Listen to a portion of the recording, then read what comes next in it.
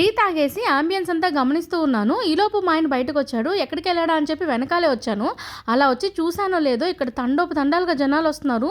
ఏదో టీ ఏదో ఫ్రీగా ఇచ్చేస్తున్నట్లుగా కట్టలు కట్టుకొని వస్తున్నారు జనాలు. ఏంటి టీ అంత టేస్ట్ ఉంటుందా అని నేను కూడా ఇవాళ నీలోఫర్కి అయితే వచ్చేసాను. పెట్టిన రోజు నుంచి వెళ్ళాలి అనుకుంటున్నాను. అంత హైప్ ఇచ్చారు దీనికి.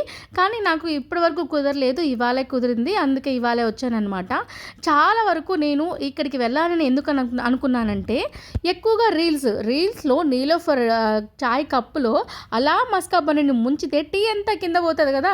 ఆ రీల్ ఎక్కువగా చూసి ఇలా అయినా అక్కడికి వెళ్ళాలి, ఈ టీ తాగాలని ఫిక్స్ అయిపోయాను. మొత్తానికి ఇవాళ వచ్చానమాట. వచ్చి రాగానే ఇక్కడ జనాలను చూసి షాక్ అయిపోయాను అనమాట.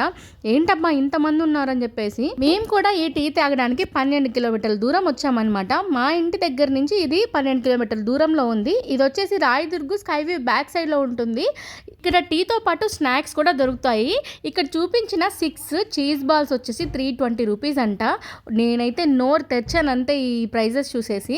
టీ వచ్చేసి నార్మల్ అయితే 150 రూపీస్, అలాగే స్పెషల్ టీ అయితే 180 రూపీస్. అంటే ఈ 30 రూపీస్ గ్యాప్లో ఏం స్పెషల్గా ఉంటుందో అర్థం కాక ఇంకా స్పెషల్గా ఉంటుందేమో అనే ఆలోచనలో మేము ఆ స్పెషల్ టీయే ఆర్డర్ చేశాము. రావడానికి ఖచ్చితంగా ఒక 20-30 మినిట్స్ అయితే ఈజీగా పడుతుంది, ఇంతమంది జనాలు ఉన్నారు కాబట్టి. సరే ఈ గ్యాప్లో ఆంబియన్స్ అంతా చూసొద్దామని చెప్పేసి ఒక చుట్టేసాను నేను మొత్తం.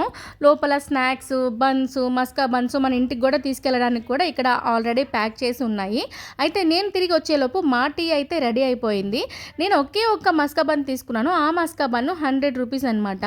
అయితే ఇంకా కాసేపట్లో మేము భోజనం చేయాల్సి ఉంటుంది. అంటే చాలా టైమే అయిపోయింది ఇక్కడికి వచ్చేసరికి. ఇంకా ఎలాగో భోజనం చేస్తాం కదా ఇంటికి వెళ్ళి అని చెప్పేసి ఒక్క మస్కా బన్నే తీసుకున్నాను.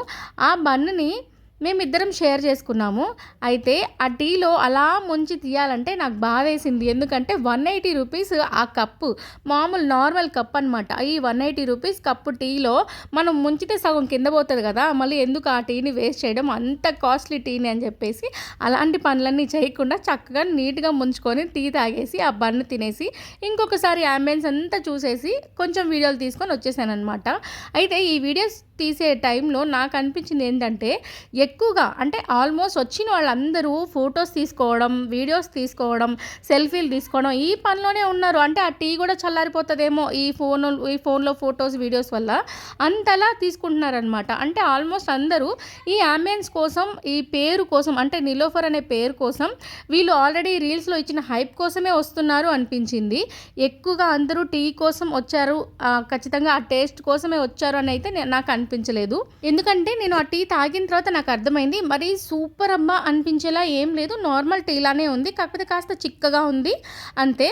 అయితే స్పెషాలిటీకి దానికి తేడా ఏంటో ఇంకోసారి తాగినప్పుడు తెలుస్తుంది. అయితే ఇంకోసారి వచ్చే ఉద్దేశం కూడా నాకు లేదు. ఎందుకంటే జస్ట్ ఒక్క టీకి 500 రూపీస్ అయిందనమాట. అంటే 2 టీలు 180, అలాగే ఒక మస్కా బన్ను. మిగతా మనీ క్యాష్ చేంజ్ ఏదైతే ఉందో దారిలోనే మనకి ఆ వ్యాలెట్ పార్కింగ్ ఉంటుంది కదా, వాళ్ళకి నెక్స్ట్ కొంచెం ముందుకెళ్ళిన తర్వాత మనల్ని దారిలోనే ఆపేస్తారు, వాళ్ళకి ఇవ్వడానికి సరిపోతుంది. మొత్తం ఒక టీ తాగాలంటే ఇద్దరు ఒక 500 అయ్యింది. 500 పోయింది. ఒక మంచి టీ తాగాము అన్న ఫీల్ అయితే రాలేదు నాకు. కానీ ఆంబియన్స్ మాత్రం చాలా బాగుంది. మామూలుగా మనం టీ తాగడానికి ఎప్పుడు వస్తాం, బాగా స్ట్రెస్లో కాస్త రిలాక్స్ అవ్వాలని చెప్పి అనుకుంటాము. కానీ ఇక్కడ టీ తాగినంతసేపు గందరగోళంగా, హడావిడిగా, జనాలంతా తిరుగుతూ అస్సలు గ్యాప్ లేకుండా అలా ఉందన్నమాట. అంటే ప్లెజెంట్గా ఒక టీ కూడా తాగాము అన్న ఫీల్ కూడా రాలేదు. ఏదో చకచకా వెళ్ళాము, తాగేసాము, వచ్చేసాము ఆ క్రౌడ్ దెబ్బకి. ఫైనల్గా ఇది నా నీలోఫర్ ఎక్స్పీరియన్స్. మీకు ఎలా అనిపించిందో కామెంట్ చేయండి. నచ్చితే మీతో నెల రమ్మాయిని లైక్ చేసి సబ్స్క్రైబ్ చేసేయండి.